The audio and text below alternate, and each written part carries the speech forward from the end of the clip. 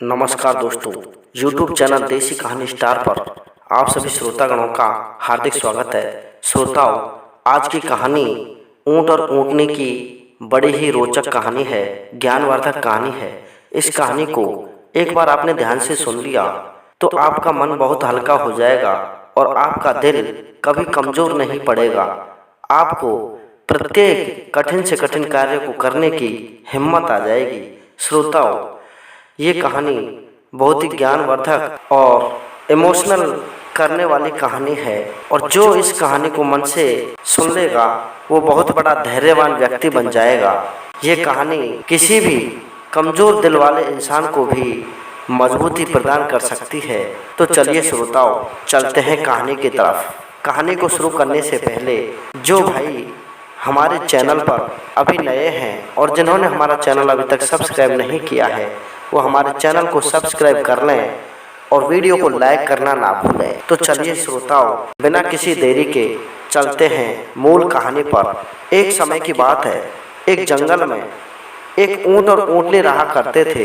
दोनों में बड़ा प्रेम था। उन दोनों का समय बहुत अच्छे से उस जंगल में कट रहा था, लेकिन श्रोताओं, बारिश की कमी के कारण वो जंगल सूखने लगा और वो दोनों ऊंट और ऊंटनी अब तो भूखों मरने लगे। दोनों जब भूखों मरने लगे, अपने ऊपर संकट आते देखकर ऊंटनी अपने ऊंट से कहने लगी, सुनो पिया जी, हमें इस जंगल को छोड़ करके किसी दूसरे जंगल में जाना चाहिए, क्योंकि अब ये जंगल हमारे लिए अच्छा नहीं है। इस जंगल में हमें खाना बहुत कम मिलता है, हम भूखे मर रहे हैं। इस प्रकार से हम अपना समय यहाँ पर बर्बाद करेंगे तो हम भूखों मर जाएंगे। इसलिए हमें लंबी दूरी तय करके किसी हरे भरे जंगल की तरफ जाना चाहिए। ऊंट ने अपनी प्रिय ऊंटनी की बात को मानते हुए वहाँ से चलने का निर्णय कर लिया और चलते चलते वो दोनों एक ऐसी नगरी के पास में पहुँच जाते हैं जो चारों तरफ से जंगलों से ढकी हुई थी और वहाँ पर एक बहुत बड़ा राजा का महल था। श्रोताओं, वो राजा बहुत बड़ी दिव्य शक्ति वाला राजा था। उस राजा की नगरी तो बहुत बड़ी थी, लेकिन वो किसी को दिखाई नहीं देती थी। वो सिर्फ राजा को ही दिखाई देती, अन्य किसी दूसरे व्यक्ति, पशु पक्षी, जानवर, किसी को भी वो नगरी दिखाई नहीं देती थी। उस नगरी का नाम था अख ओझल नगरी। उस ओझल नगरी को वो ऊंट और ऊंटनी भी नहीं देख पाए और वो उसी राजा के महल के पास में हरा भरा घास, हरे भरे पेड़ पौधे थे। वहीं पर एक सरोवर था। उन्होंने अच्छा आश्रय देख करके वहाँ पर रुकने का मन बना लिया। श्रोताओं, उधर क्या होता है, जो दिव्य शक्ति वाला राजा था उसका एक नियम था। वो जब भोजन करता था तो अपनी रानी को भी अपने पास में नहीं बिठाता और ना ही किसी और पशु पक्षी को अपने पास में आने देता और एक बंद कमरे में भोजन ग्रहण करता। श्रोताओं, एक दिन वो राजा भोजन करने के लिए अपने कमरे में बैठा और अपनी रानी से कहा कि सुनो रानी, आप अपने दूसरे कमरे में जाकर के अपना भोजन ग्रहण करो, मैं इस कमरे में मेरा भोजन ग्रहण करता हूँ। रानी अपने कमरे में चली गई और राजा अपने कमरे में। दोनों अलग अलग कमरों में दिव्य शक्ति से भोजन मंगवाते हैं। 3600 प्रकार के भोजन राजा की थाली में अपने आप आ जाते हैं और उधर रानी की थाली में भी 3600 प्रकार के भोजन आ जाते हैं। प्रिय श्रोताओं, जब राजा भोजन ग्रहण करने के लिए बैठा तो भोजन ग्रहण करते हुए उनके हाथ से एक रोटी का टुकड़ा जमीन पर गिर जाता है और जमीन पर रोटी का टुकड़ा गिरते हुए देख करके किसी रोशनदान में होकर के एक चिड़िया राजा के पास में आ जाती है और उस रोटी के टुकड़े को लेकर के उड़ जाती है। यह देख करके राजा अपने मन में सोचने लगा कि आज तो मुझे भोजन करते हुए इस छोटी सी चिड़िया ने देख लिया है। अब पता नहीं मेरी दिव्य शक्तियों का क्या होगा। मुझे तो ऐसा लगता है ये सारी दिव्य शक्तियाँ नष्ट हो जाएंगी और मेरा भी समय नज़दीक आ चुका है, मेरी भी मृत्यु हो सकती है। ऐसा मन में विचार करके राजा बड़ा दुखी हुआ। उधर क्या होता है श्रोताओं, वो चिड़िया जैसे ही उस भोजन के टुकड़े को लेकर के उस कमरे से बाहर निकलकर जंगल में एक पेड़ पर आकर के बैठती है तो उस रोटी के टुकड़े को एक चिड़ा उस चिड़िया से छीन लेता है और कहता है कि सुनो, मैं काफ़ी दिन से भूखा हूँ। इस भोजन के टुकड़े को आप मुझे दे दो और जहाँ से आप ये भोजन लेकर के आई हो, आप वहाँ से इतना ही बड़ा टुकड़ा लेकर के अपने लिए ले आओ। इस टुकड़े को तो मैं ही खाऊंगा। चिड़िया उस चिड़े से कहने लगी कि नहीं चिड़ा, अगर मैं दोबारा उस राजा के पास में भोजन लेने के लिए जाऊंगी तो राजा मुझे जान से मार देगा। श्रोताओं, चिड़ा कहने लगा कि सुनो चिड़िया, वो राजा दिव्य शक्तियों वाला राजा है। उस राजा की नगरी किसी को दिखाई नहीं देती और वह स्वयं भी छुप करके भोजन करता है। आप पुनः उनके पास में भोजन मांगना, अगर वो भोजन देने से मना कर देंगे तो राजा की उसी क्षण मृत्यु हो जाएगी। ये बात आप राजा को बोल देना। श्रोताओं, चिड़ा की बात को सुनकर के वो चिड़िया पुनः राजा के कक्ष में जाती है और राजा से कहने लगती है कि सुनो राजा, आपके हाथ से जो निवाला नीचे गिरा था, मैंने उसको मेरे बच्चों के लिए ले जाना चाहा, लेकिन रास्ते में ही एक चिड़ा ने बलपूर्वक मुझसे वो रोटी का निवाला छीन लिया और मेरे बच्चे अभी भूखे हैं। मैं उनके लिए भोजन कराना चाहती हूँ, इसलिए आप एक छोटी सी रोटी का टुकड़ा मुझे दे दीजिए। राजा कहने लगा, अगर मैं आपको रोटी का टुकड़ा ना दूं तो आप क्या करोगी?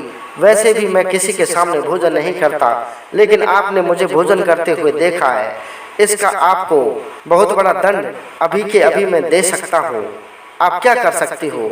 चिड़िया कहने लगी, सुनो राजा, यदि आपने मुझे रोटी का निवाला नहीं दिया तो मुझे चिड़ा ने बताया है कि आपकी नगरी दिव्य नगरी है और वो किसी को दिखाई नहीं देती है, ओझल नगरी है और आपके पास में भी दिव्य शक्तियाँ हैं। ये सारी शक्तियाँ और दिव्य नगरी, अगर आपने मेरे बच्चों के लिए भोजन नहीं दिया तो ये सारी नगरी और आपकी दिव्य शक्तियाँ समाप्त हो जाएंगी। और अंत में एक बात और चिड़ा ने मुझे बताई थी कि आपने यदि मुझे भोजन नहीं दिया तो आपकी मृत्यु निश्चित है। और अगर हमारे बीच में जो बातें हो रही हैं, ये बातें आप किसी को भी बता दोगे तो बात बताने के तुरंत पश्चात आपकी मृत्यु हो जाएगी। ये बात सुनकर के राजा को बड़ा आश्चर्य हुआ और राजा दिव्य शक्तियों वाला था। वो चिड़ी की बात पर जोर जोर से ठहाका मार करके हंसने लगा। जब राजा अपने कमरे में जोर जोर से हंसने लगा तो रानी तुरंत अपने कमरे से निकलकर राजा के कमरे में जाने का प्रयास करती है, लेकिन अंदर से लॉक लगा हुआ था, कुंडी बंद थी। रानी के दरवाजे के खटखटाने की आवाज़ को सुन करके राजा उस चिड़िया को एक रोटी का निवाला तो दे देता है, लेकिन चिड़िया ने उससे कहा था कि ये सारी कहानी आप यदि किसी को बता दोगे तो आपके बताने के पश्चात आपकी मृत्यु निश्चित रूप से हो जाएगी। श्रोताओं, चिड़िया के जाने के बाद में राजा ने अपना दरवाजा खोला और रानी को अपने कमरे में अंदर बुला लिया। रानी कहने लगी, सुनो पतिदेव, अभी अभी मैंने आपके बहुत तेज हंसने की आवाज़ को सुना था, आप क्यों हंस रहे थे? मुझे बताने की कृपा करें। राजा कहने लगा कि ऐसी कोई बात नहीं है बताने योग्य, आप इस बात को पूछने की जिद ना करें। रानी कहने लगी कि या तो आप मुझसे प्रेम नहीं करते या आपके साथ में कोई दूसरी रानी रहती है, क्योंकि आपके पास में तो दिव्य शक्तियाँ हैं। आप किसी दूसरी रानी से बात कर रहे थे, या तो मुझे बता दें कि आप क्यों हंस रहे थे, अन्यथा मैं समझ लूँगी कि आपके पास में कोई और रानी है और आप मुझसे प्रेम नहीं करते। राजा बड़ा असमंजस में फंस गया और कहने लगा कि सुनो प्रिय, मैं ये बात आपको नहीं बता सकता, क्योंकि ये बात बताने के बाद में आपको बहुत ज़्यादा पछताना पड़ेगा। अब तो रानी को और भी ज़्यादा शक होने लगा कि कोई ना कोई बहुत तगड़ी बात है, इसलिए राजा मुझसे छुपा रहा है। अब तो रानी खाना पीना छोड़ देती है और कहने लगती है कि मैं खाना पीना भी तभी खाऊंगी जब आप मुझे ये बात बता दोगे। तो श्रोताओं, राजा ने रानी की हट को देखते हुए, क्योंकि कहते हैं ना, बाल हट और त्रिया हट ये बहुत बड़ी हट होती है, राजा ने रानी की हट को देखते हुए वो सारी कहानी बताने का प्रयत्न किया। लेकिन तभी उसे एक बात समझ में आई कि इस कमरे में यदि मैं रानी को ये बातें बताऊंगा तो मेरी मृत्यु हो जाएगी और यहाँ पर मेरी नगरी भी किसी को दिखाई नहीं देती। इसलिए मुझे इस कमरे से बाहर जाकर किसी जंगल में रानी को ये बात बतानी चाहिए, जिससे मैं मर जाऊं तो कोई भी व्यक्ति या जानवर, पशु पक्षी उस जंगल में मेरी सहायता कर सकेंगे, इस रानी की सहायता कर सकेंगे। ऐसा मन में विचार करके वो रानी से कहने लगे कि मैं आपको बात अवश्य बताऊंगा, लेकिन आपको मेरे साथ में जंगल में जाना पड़ेगा। श्रोताओं, राजा और रानी उसी जंगल में आ जाते हैं जहां पर वो ऊंट और ऊंटनी आराम से विचरण कर रहे होते हैं। जब राजा रानी को सारी बातें बताने लगते हैं तो ऊंट और ऊंटनी दोनों ध्यान से सुनते हैं और राजा के बात बताने के तुरंत पश्चात राजा की मृत्यु हो जाती है। अब तो रानी अपने मरे हुए पति की लाश पर अश्रुधारा बहाने लगती हैं और अपनी छाती पीट पीट करके रोने लगती हैं। लेकिन राजा ने मरते वक्त बताया था कि मैंने आपको बात तो सारी बता दी, लेकिन ये बात बताने के तुरंत पश्चात मेरी मृत्यु हो जाएगी और इस जंगल में यदि कोई ये बात सुन रहा हो तो वो आपकी अवश्य ही सहायता करेगा। तो श्रोताओं, वो ऊंट और ऊंटनी दोनों ने इस बात को सुन लिया था।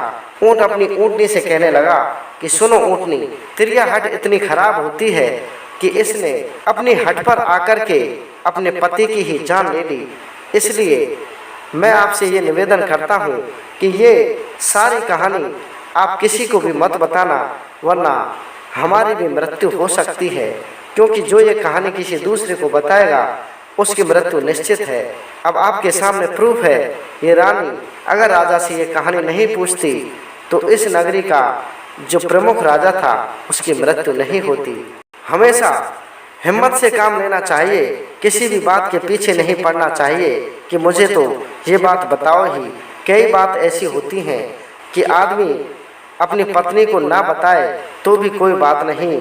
आशा करता हूँ ये कहानी आपको अच्छी लगी होगी, और अगर ये कहानी आपको अच्छी लगी हो तो हमारे चैनल को सब्सक्राइब कर देना और वीडियो को लाइक अवश्य कर देना। जय हिंद, जय भारत।